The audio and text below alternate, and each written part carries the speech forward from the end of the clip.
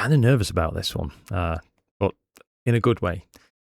I have came up with an idea for a processing tool, which is hopefully going to be just all about user friendliness. I kind of think that most processing tools out there now are a little bit too complex for majority of the tasks actually that we need to do in everyday image processing. So I've came up with AstroWizard, and it is a beta test right now. There is, there's limitations, but it can all be sorted out and much more can be added. But I want to try to keep the design philosophy true to itself, really. I want it to be simple, easy to use. Nothing should be leaving you scratching your head, basically. I want you to be able to load an image in and be saving an image about a minute or two later, in many cases, that you're happy with. So if you want to give AstroWizard a go, currently, as I said, it is a beta, and I'm putting this just out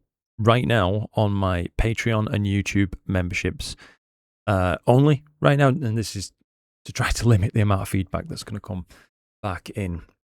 I do eventually want to make this, totally public, so anybody who wants to have a go can have a go without having to jump through an initial hoop of, joining Patreon or a membership or something like that. But this seems like a decent way to do it. But anyway, here we have AstroWizard, and I'm just going to take you through. I think really, rather than me spending time explaining everything about it, let's just show you what it's all about. So if we go to step 1, ingestion and inspection, and point it at some data, it currently only works with one shot color data.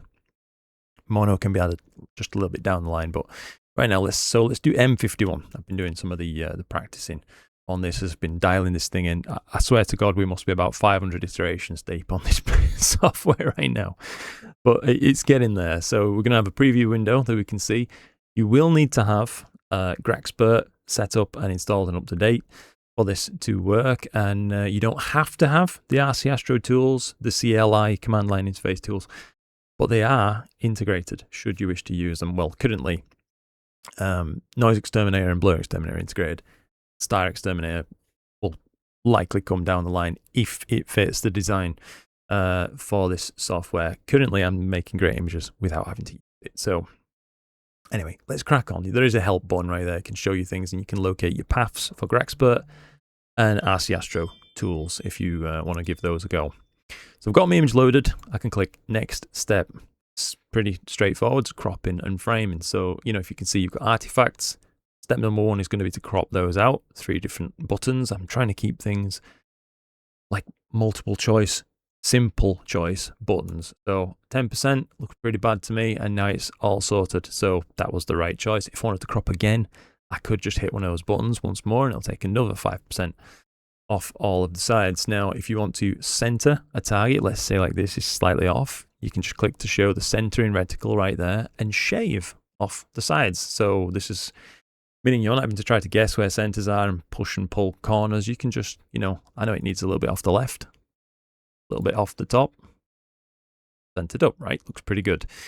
If you want to make a crop for sharing on, let's say, social media, like Instagram, I think usually uses like 1:1, some vertical formats are 4:5. We can add more formats as well down the line, or just widescreen 16:9. You can do that. So I'll just show you like a vertical 4:5 crop right there. And if you want to flip, so this is data taken with a hyperstar, needs flipping, it's a single mirror system. That's also done right there. Go ahead, next step. So now we're going to run background extraction. This is going to send it off to GradientXTerminator with some defaults already predetermined for this, which should be okay in most cases. Again, this is not about maximum customizability. It's about user friendliness. That is the whole plan behind this. So you can see, if you hold the button, you can see the extracted gradient. If you're happy with that, by all means proceed. And you can also compare to the original too, just using this button up at the top right here. Looks good to me though. So next step. Now we can neutralize the background. This is going to have more of an effect on certain data sets. This, it's not too bad. Probably didn't even need it on this, so you could skip if needed. Next step is deconvolution and sharpening. If you don't have the RC Astro tools, it does have a built-in, I think it's a Lucy Richardson deconvolution high-pass filter You can just click like normal right there, and you can see, yeah, sharpen things up a little bit. Again, compare before and after. I don't want to use that. I want to use the RC Astro CLI tools. So I'm just going to go for my normal application of that. And in just a moment's time, I'm going to send this to RC Astro's BlurXTerminator, spit it right back to me, and we'll pick up exactly where we left off. And you can see once again, you know, it's working great. The before, the after. We can now move on. Linear noise reduction. If you want to apply noise reduction in the linear phase, now's your opportunity. If you don't want to do that, like I sometimes don't, for example, you will have another opportunity to do this a little bit later on. But just for the sake of demonstration, right now, I think I'm going to apply NoiseXTerminator. You can also use GradientXTerminator for this. It is a, you know, really quite a good built-in free noise reduction tool, but I think it's quite low noise data, so I'm going to apply a light noise reduction through RC Astro's NoiseXTerminator right there. So it's going to send it off, pull it back. Nothing changes for us. You know, it's pretty much hands off at this point. And you can see once again, before, after. All done. Next step, the big stretch. So this is going to simplify taking your image from the linear unstretched phase into the stretched phase for later processing. I've currently just got 3 buttons for this. Again, that design idea of it just being as simple as possible. You can apply a gentle stretch, a normal stretch. This is probably almost certainly going to be your most used one, or in some cases, an aggressive stretch. And you can see, you know, how that looks. I'm going to go ahead with normal for this and move on to the next and almost last step as it happens. And that is going to be to kind of polish it. So final polish, as you can see, adjust color, contrast, and apply final noise and touch-ups. So I'm going to recalibrate the color. Generally, as a first step at this point, that is a good idea. If you're finding you've got green casts coming in, I've got a green begone button. I've decided to call it something different because it isn't just simple subtractive chrominance noise reduction. It's a weighted, masked, ramped application of SCNR that is, well, I think it works really well, basically. But you can see the mask it utilizes for this, it's going to pull from averages in your data that have already been predetermined earlier on in the stretching phase. Pretty damn accurate in everything that I've tested. I've been finding it very, very usable. But mask saturation, for example, is going to allow us to saturate the galaxy. Multiple clicks right there, you know, couldn't really be much simpler. Leaving the background alone, letting the stars gently saturate too. If you want to make it pop, literally, make it pop. Click the button, there you go. If you want the galaxy to be a bit more blue, as sometimes I like to see, you know, it pushes it actually. Blue pop is a bit of a simplified name. It's actually a combination of blue and green going in to push it more towards like a teal color. But all the same, I think blue pop for galaxies sort of makes more sense. So you just give that a click and blue pop. There it is. If you find at this point you wish to do more noise reduction, or if you didn't apply linear noise reduction, now you want to apply non-linear noise reduction, here's your chance. Final touch-ups, you know, you can apply a medium or a heavy noise reduction, GradientXTerminator, a normal or a heavy noise reduction. NoiseXTerminator, I think it's fine as is. So I'm going to go ahead and move on to the last page, if you like, which is going to be final export, save your final image and clean up. Now I've added a few support AstroWizard development buttons right there. I hope you don't laugh too much at that, but it's just a PayPal link, a link to my Patreon, a link to my YouTube page, and affiliate links to the really wonderful RC Astro tools that are being utilized in this. And I'm going to be honest with you guys, I've been at this for a while now, and I'm chuffed with the output. AstroWizard, so just name it something, and you know, we can sort out all these problems later if there are any that crops up. And that's it. It's now saved for you, and you can go ahead and close it down, and it'll delete all the interim files, because as we're working through this, rather than clogging up your RAM, it clogs up your hard drive. So it just takes different saves, basically, of the data that you're working on. It can pull back to earlier versions as you click through, basically. So things aren't sat in RAM, they're sat on your hard drive and can just be dragged back in when needed. But I feel like there's so much that can be done with this, and I'm really happy with how this is coming out. You can see I've just talked you through this, taking minutes. Do you know what I mean? And if I just close down, fire up AstroWizard once more, I'll take you through a different, data set, for example. Load image. Let's have a go at M101, for example, right here. Have a look at how this thing looks. So, okay, looks all right.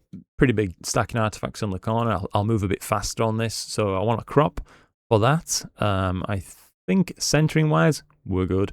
Don't really need to worry about that. I'm going to go with a square crop for this. And I think I'm just about happy at that. Does need flipping. Next step, GradientXtert. This does work, by the way, with nebula regions too. I'll probably show you one of those as well if you'd like to see. Just to give you an idea of what this thing can do currently. Obviously, more can be added, but as it stands right now, I'm pretty happy. Next up is going to be run a background neutralization. It did actually just level out the background very slightly there. I want to apply BlurXTerminator, so it's going to apply that for me using pre-calculated defaults, if you like, these three different buttons, and I think that's a really wonderful result. You know what I mean? These tools are so freaking good. They really are. Like the before, the after, they're ridiculous. The stretching took a long time to get nailed down on this, but I'm really happy with where it's currently at, both for the preview and the actual making it non-linear. NoiseXTerminator, go ahead. We'll apply a normal NoiseXTerminator to this, as it is fairly noisy. Do you know what I mean? You can see that in the image. Hopefully you can make that out anyway. Let's go ahead and just wait for this to finish. You can see as I've been moving through this, by the way, how fast we're getting through these different steps. So now let's go ahead with a big stretch. I think we'll just go ahead with normal on this, just for the sake of keeping it quick. Recalibrate color. Want a mask saturation or 2 or 3, maybe even 4. Right there, that's looking really quite cool. I want to make it pop. I think it could stand blue pop potentially. Probably wouldn't use it, being honest on this, but there you are. It still looks really rather nice. I like that. Doesn't need further noise reduction. Next step, clean it up. So save again as PNG M101 AstroWizard. Save and done. And if we want to go ahead now and try a nebula, something like that, we can do that. And hopefully, as you can see, we're moving through these. It's pretty good. As it stands, it's pretty good. I've got an FF90 here on trial right now, so let's do, yeah, fail. That should be pretty cool. 6992. You can see this has popped up, and we see small stacking artifacts now, so we're not going to need that big 10% button this time. Just a little bit, you know what I mean? Crop 5% off. Wait a moment. All done. Centering. Not really something to worry about too much on this image, I wouldn't say. And as to cropping, I don't know. I think we should rotate it, maybe clockwise. And let's go with a 4:5 crop, just for demonstration purposes on this. Right, looks fine. Run GradientXtert. You can see this, like, what I've tried to work it from is my own workflow that I was previously using in things like PixInsight, the stuff that I actually found myself using, and these kind of settings that I found myself using. And hopefully that's going to come through in the images, because the output results kind of look like the sort of things I usually make in a much more convoluted way. And this is, it's simplified. It really is notably simpler, I would say. So there we go. You can see we've got a bit green crept in. We'll sort that out with the green be gone button at the end. Time for some deconvolution and sharpening. Again, just to run a BlurXTerminator normal. That is realistically like the defaults that I would usually use. So let's let that go ahead. Obviously, this is APS-C size data, so it's taking a little bit longer to grunt through it, sort of thing. But you know, there we are. That's done. Again, that before and after. Just show you, compare original. Takes a moment to load the preview on this because it's pulling from an actual file rather than RAM, but as the same. NoiseXTerminator. I think we'll just go with light on this. I've got a feeling it's probably go normal, but again, it's one of those things you can have a play with. I would really love to hear your feedback. So if this is something you're you're finding useful, that's awesome. What features would you like added to it? They're hopefully in keeping with the design of simplicity first, and well, simplicity and quality of results top of the pile kind of thing. Everything else needs to conform to that rather than the other way around. So NoiseXTerminator is just passing. It's actually doing 2 passes on this. I think it's a 0.6 strength 2 pass. Currently on the light button is what it's set to. That should be done in just a sec. All right, that's finished. Again, it's reapplied the screen stretch as well. That's why the background values appear to have changed. And now we can actually take it non-linear, do the big stretch. So if you had something super duper bright, you might want to use gentle, super duper faint, maybe aggressive stretch is what's going to be needed. For this, I don't know.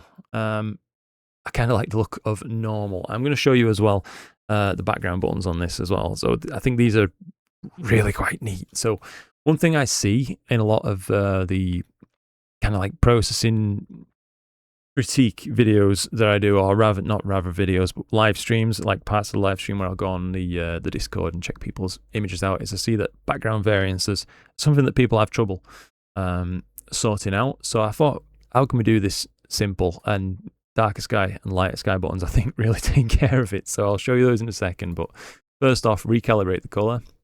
See, there is a bit of green left in this thing. It's like a tealish color. You might wish to keep that. I don't know.